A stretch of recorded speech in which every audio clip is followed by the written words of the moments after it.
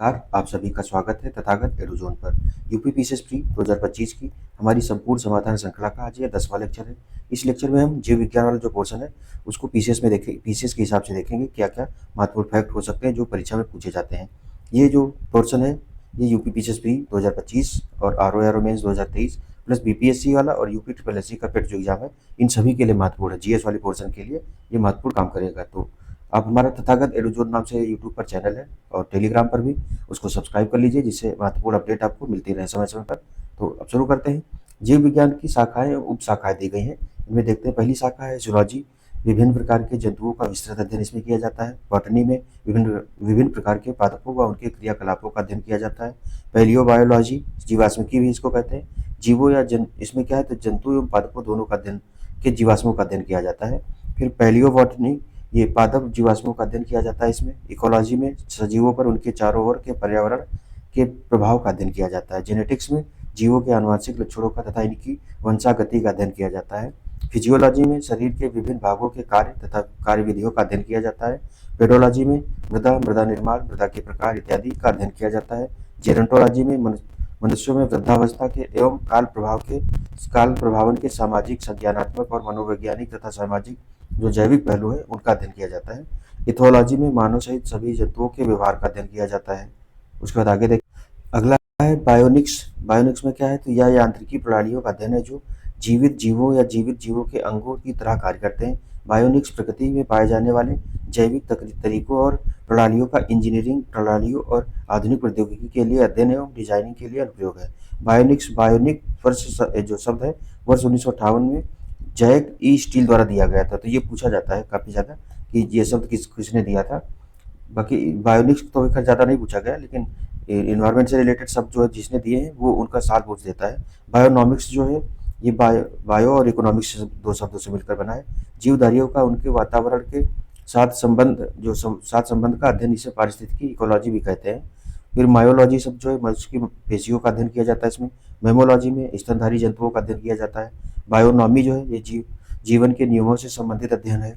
Biometry में गणित एवं सांख्यिकी की तकनीकों द्वारा जीव विज्ञान का अध्ययन किया जाता है। फ्रेनोलॉजी जो है ये मस्तिष्क के विभिन्न भागों की सक्रियशीलता एवं विक्षिप्तता का अध्ययन करता है। जो फ्रेनोलॉजी है इसमें मस्तिष्क का अध्ययन किया जाता है। एंथोलॉजी में फूलों का अध्ययन किया जाता है। एग्रोएस्ट्रोलॉजी में घास से संबंधित अध्ययन है। पेलिनोलॉजी जो है ये विभिन्न प्रकार के पराग कणों का अध्ययन किया जाता है इसमें। ऑन्कोलॉजी जो है कैंसर व संबंधित ट्यूमर का अध्ययन होता है इसमें। टेरिटोलॉजी जो है शारीरिक विकास में आने वाली असमानताओं का अध्ययन किया जाता है। कॉन्ट्रोलॉजी में उपस्थिति से संबंधित अध्ययन किया जाता है। ऑस्टियोलॉजी में अस्थियों का अध्ययन होता है। सीरोलॉजी में रुधिर सीरम का वैज्ञानिक अध्ययन किया जाता है। हिमेटोलॉजी में रुधिर का अध्ययन किया जाता है। न्यूरोलॉजी में तंत्रिका तंत्र से संबंधित अध्ययन होते हैं। फिर लिथोट्रिप्सी जो है ये एक चिकित्सकीय प्रक्रिया है जिसमें किरणों की सहायता से गुर्दे से गुर्दे हैं पित्ताशय मूत्राशय थैली में स्थित पथरी को तोड़कर मरीज का इलाज किया जाता है। तो ये पथरी का जो इलाज किया जाता है वो लिथोट्रिप्सी प्रणाली से किया जाता है। फिर और कुछ महत्वपूर्ण शाखाएं दी गई हैं। पैलियोलॉजी जो है ये पैथोलॉजी जो है ये रोगों की प्रकृति, लक्षणों व कारकों का अध्ययन किया जाता है इसमें। पैरासिटोलॉजी जो है परजीवी जीवों का अध्ययन किया जाता है इसमें। वायरोलॉजी विषाणुओं का अध्ययन किया जाता है। बैक्टीरियोलॉजी जीवाणुओं का अध्ययन किया जाता है।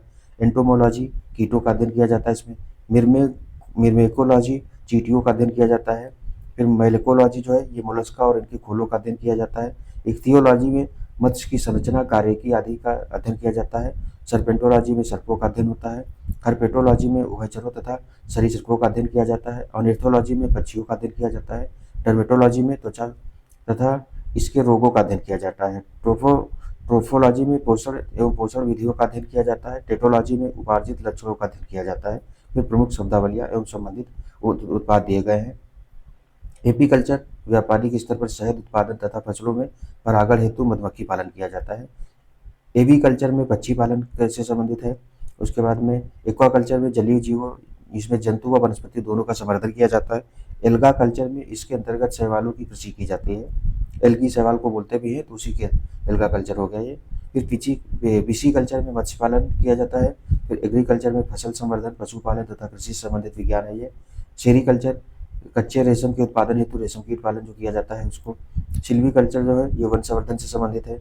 स्पंजी कल्चर स्पंज संवर्धन से संबंधित है। फ्लोरीकल्चर फूलों की खेती या पुष्प की कृषि की जाती है जो उसको फ्लोरिकल्चर कहते हैं। ओलेरीकल्चर जो है सब्जियों की कृषि से संबंधित है।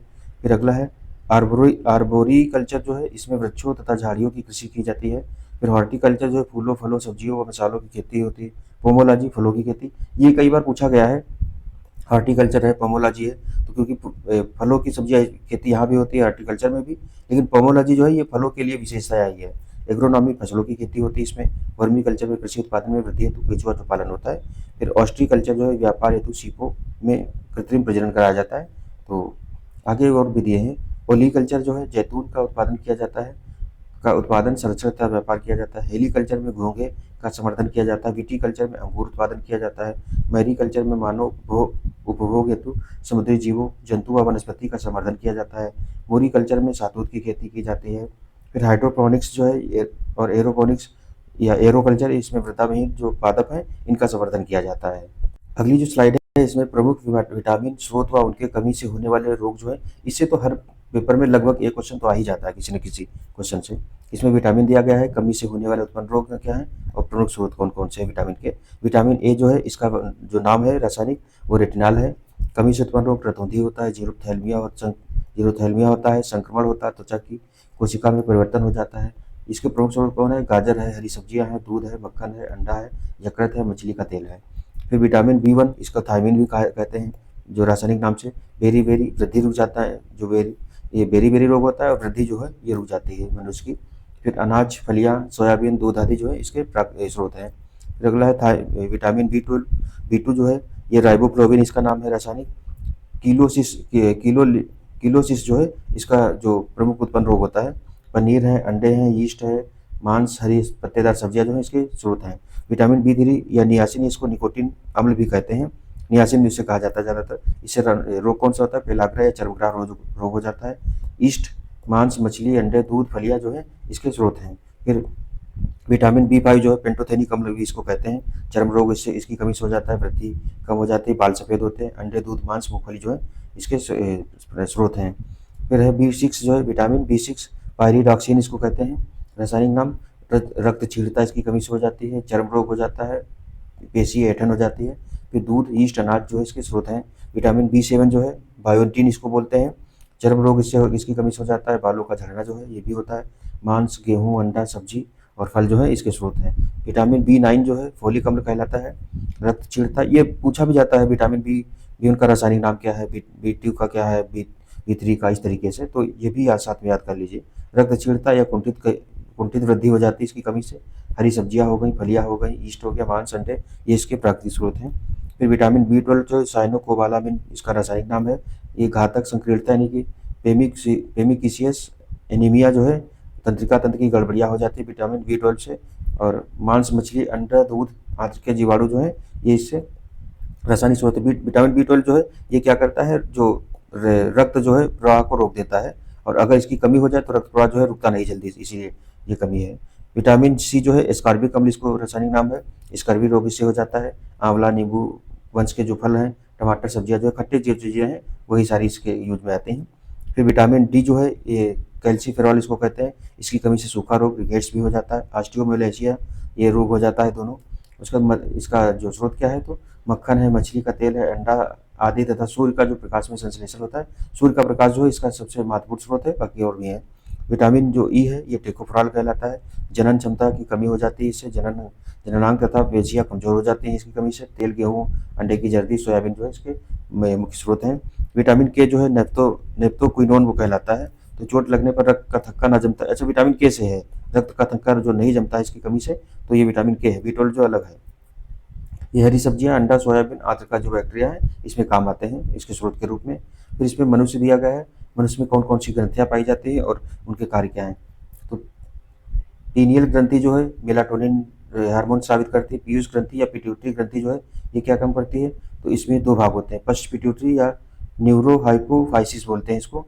इसमें वैसोप्रोसिन निकलता है और ऑक्सीटोसिन हार्मोन निकलते हैं। अगर पिट्यूटरी या एडिनोहाइपोफाइसिस जो है इससे सोमेटोट्रोपिन, एसटीएच होता है, और या वृद्धि हार्मोन जो है ग्रोथ हार्मोन इसी से निकलते हैं। तो अगर जो मतलब अगर पिट्यूटरी ग्रंथि है उससे निकलते हैं। प्रोलैक्टिन इसमें दूसरा है, तो ल्यूटी ओट्रोपिक हार्मोन निकलता है। फिर अगला है पुटिका प्रेरक हार्मोन निकलता है, एफएसएच। फिर लुटिनाइजिंग हार्मोन निकलता है या अंतराल कोशिका प्रेरक हार्मोन इसको कहते हैं। एड्रिनोकार्टिकोट्रोपिक जो है हार्मोन, ये एसीटीएच जो है इसी से निकलता है। फिर थायराइड प्रेरक हार्मोन निकलता है पिट्यूटरी ग्लैंड से। फिर मिलेनोसाइट प्रेरक हार्मोन इसी से निकलता है। आगे देखेंगे तो इधर पैराथायराइड ग्रंथि दी गई है, इसमें से पैराथार्मोन या पीटीएच निकलता है। उसके बाद में थायराइड या अवट्टु ग्रंथि दी गई है। टेट्रा आयोडोथायरोनिन या थायरॉक्सिन जो इससे हार्मोन निकलता है। फिर ट्राई आयोडोथायरोनिन हार्मोन निकलता है। उसके बाद में कैल्सिटोनिन निकलता है इसी से। थाइमस ग्रंथि जो है ये यहाँ पर है, तो इससे थाइमस ग्रंथि से थाइमोसिन निकलता है। उसके बाद थाइमोपोएटिन निकलता है। यकृत जो है ये क्या है, तो आईजीएफ, इसको इंसुलिन लाइक ग्रोथ फैक्टर इसी में काम करते हैं। वृक्क या किडनी जो होती है, जो कैल्सिट्रॉल निकलता है, रेनिन निकलता है, एरिथ्रोपाइटिन निकलता है। अमाशय में गैस्ट्रिन निकलता है, ग्रेलिन निकलता है।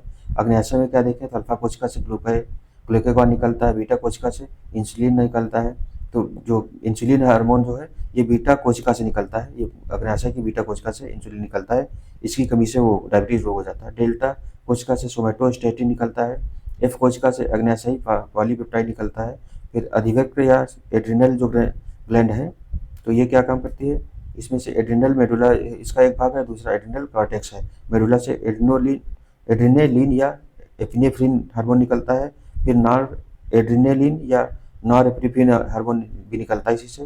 फिर एड्रिनल कॉर्टेक्स से एल्डोस्टेरोन निकलता है, दूसरा है कार्टिसोल निकलता है। उसका इधर देखें अंडाशय जो है सिर्फ महिलाओं में पाया जाता है, इसमें एस्ट्रोजन और प्रोजेस्टेरॉन जो है ये दो हार्मोन निकलते हैं। वृषण जो है ये पुरुषों में पाया जाता है, इसमें जो पुरुषों में है एंड्रोजन ही से पाया जाता है, टेस्टोस्टेरोन बोलते हैं। महिलाओं में एस्ट्रोजन या प्रोजेस्टेरॉन जो है ये दोनों हार्मोन पाए जाते हैं। फिर मानव चित्र, मानव शरीर की ग्रंथियां व उनसे स्रावित प्रमुख हार्मोन दिए गए थे, तो ये ऊपर थे। अब आगे देखेंगे तो प्रमुख हीनताजन्य जो रोग हैं इसमें कौन कौन सा है। पहला है एनीमिया जो रोग है, ये किसकी कमी से होता है, लौह की कमी से होता है। स्कर्वी रोग विटामिन सी की कमी से होता है। ग्वाइगर या घेंघा रोग आयोडीन की कमी से होता है। मेरेस्मस रोग जो दीर्घकालीन उपवास के कारण प्रोटीन सहित ऊर्जा के सभी स्रोतों का अभाव जब होता है तब मेरेस्मस रोग हो जाता है। क्वार्सियोकर रोग जो है ये प्रोटीन की अल्पता से होता है। मुर्गियों में रिकेटस विटामिन डी की कमी से होता है, वो अनहाइजेनिक तरीके से रखी जाती है, उसी में ज़्यादा होता है। मवेशियों का मैड काउ रोग जो होता है ये प्रियांश नामक प्रोटीन के कारण होता है। मधुमेह में मधुमेह है ये इंसुलिन की कमी से होता है। जीरोप्थैल्मिया रतौंधी यह विटामिन ए की कमी से होती है। फिर पौधों में होने वाले प्रमुख जीवाणु जनित रोग जो है ये भी कई बार पूछे जाते हैं। तो इसमें जीवाणु जनित रोग कौन कौन से हैं, रोग का नाम दिया है, जीवाणु का नाम। आलू का सैथिल रोग जो है ये स्यूडोमोनास सोलेनेरे सेरम द्वारा उसके जीवाणु से होता है। फिर क्राउन गॉल रोग जो है ये एग्रोबैक्टीरियम ट्यूमीफेसियंस द्वारा होता है। बंद गोभी का काला रोग होता है ये जेंथोमोनास कैम्पेस्ट्रिस द्वारा होता है। नींबू का कैंकर या सिट्रस कैंकर बोलते हैं इसको, कैंसर रोग। तो ये जेंथोमोनास सिट्री जो जीवाणु है उसके कारण होता है। पौधों के प्रमुख कवक रोग, तो कवक जनित जो रोग है वो देख लेते हैं, कौन रोग दिया गया है और कवक कौन कौन से उसके कारण होता है। गेहूं का काला कीट रोग जो है ब्लैक रस्ट बोलते हैं इसको, तो पक्सीनिया ग्रेमिनिस ट्रिटिसाई के कारण होता है। ये गेहूं का शलदकंड या स्मट रोग भी बोलते हैं, ये अस्ट्रीलेगो न्यूटा ट्रिटिसाई के कारण होता है, ये पूछे गए कई बार।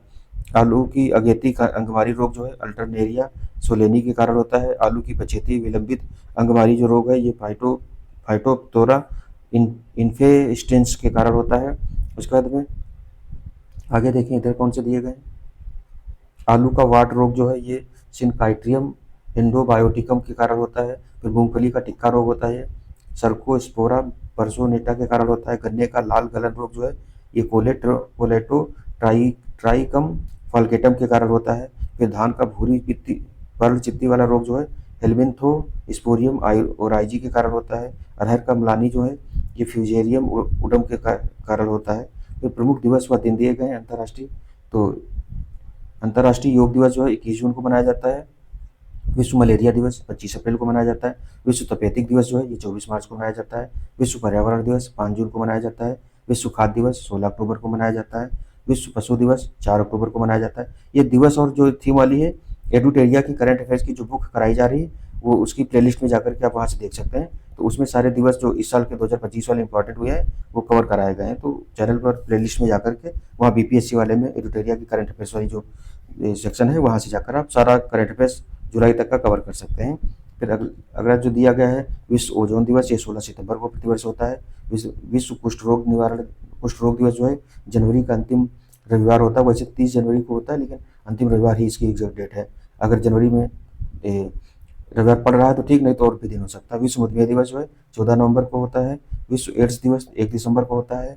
विश्व अल्जाइमर दिवस 21 सितंबर को होता है। विश्व स्वास्थ्य दिवस 7 अप्रैल को होता है। विश्व थैलेसीमिया दिवस 8 मई को होता है। विश्व पोलियो दिवस जो है ये 24 अक्टूबर को होता है। विश्व गठिया दिवस 12 अक्टूबर को होता है। विश्व मानसिक स्वास्थ्य दिवस 10 अक्टूबर को होता है।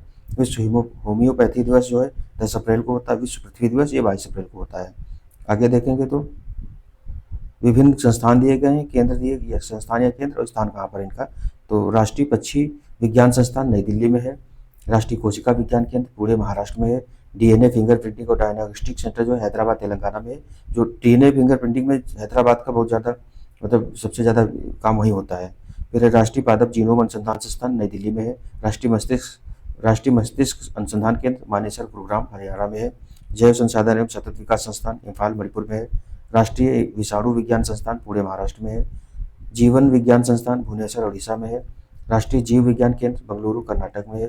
बीरबल साहनी पुरा वनस्पति विज्ञान संस्थान लखनऊ उत्तर प्रदेश में है। राष्ट्रीय चिकित्सा विज्ञान अकादमी नई दिल्ली में है। वन अनुवांशिकी तथा वृक्ष प्रजनन संस्थान कोयम्बटूर तमिलनाडु में है। सूक्ष्म जीवी प्रौद्योगिकी संस्थान चंडीगढ़ में है। केंद्रीय औषधि एवं सगंध पौधा संस्थान जो है ये लखनऊ में है। आगे देखेंगे तो राष्ट्रीय दिव्यांगजन सशक्तिकरण संस्थान जो है ये देहरादून में है। राष्ट्रीय गतिशील दिव्यांगजन संस्थान कोलकाता में है। फिर है अली यावर जंग राष्ट्रीय वाक एवं श्रवण दिव्यांगजन संस्थान मुंबई में है। राष्ट्रीय बौद्धिक दिव्यांगजन सशक्तिकरण संस्थान सिकंदराबाद तेलंगाना में है। जो हैदराबाद और सिकंदराबाद तेलंगाना में आ गए हैं इसलिए तेलंगाना में है। National botanical research institute Lucknow में है। फिर राष्ट्रीय पादप आनुवांशिक संसाधन ब्यूरो नई दिल्ली में है। राष्ट्रीय सरकरा संस्थान ये कानपुर में है। उसके बाद भारतीय पशु चिकित्सा विज्ञान अनुसंधान संस्थान ईजन नगर बरेली में है उत्तर प्रदेश में। Central drug research institute Lucknow में है। और सरकरा वाला ने ये दूसरा दिया गया। केंद्रीय चावल अनुसंधान संस्थान जो है ये कटक में है। भारतीय सब्जी अनुसंधान संस्थान वाराणसी में है। केंद्रीय आलू अनुसंधान संस्थान शिमला में है। अंतर्राष्ट्रीय आलू केंद्र जो है ये लीमा पेरू में है। तो ये मुख्य जो प्रमुख अनुसंधान संस्थान दिए गए थे। तो जीव विज्ञान वाला जो महत्वपूर्ण मतलब खास करके पेट वगैरह के लिए जो एग्जाम के लिए महत्वपूर्ण जो फैक्ट है वो इसमें कवर किए गए। तो नेक्स्ट लेक्चर में हम और चीज़ें देखेंगे। अभी इस लेक्चर में हमारा इतना ही था, तो मिलते हैं नेक्स्ट लेक्चर में। तब तक के लिए आप लोग रिविजन करते लिए धन्यवाद। जय हिंद, जय भारत।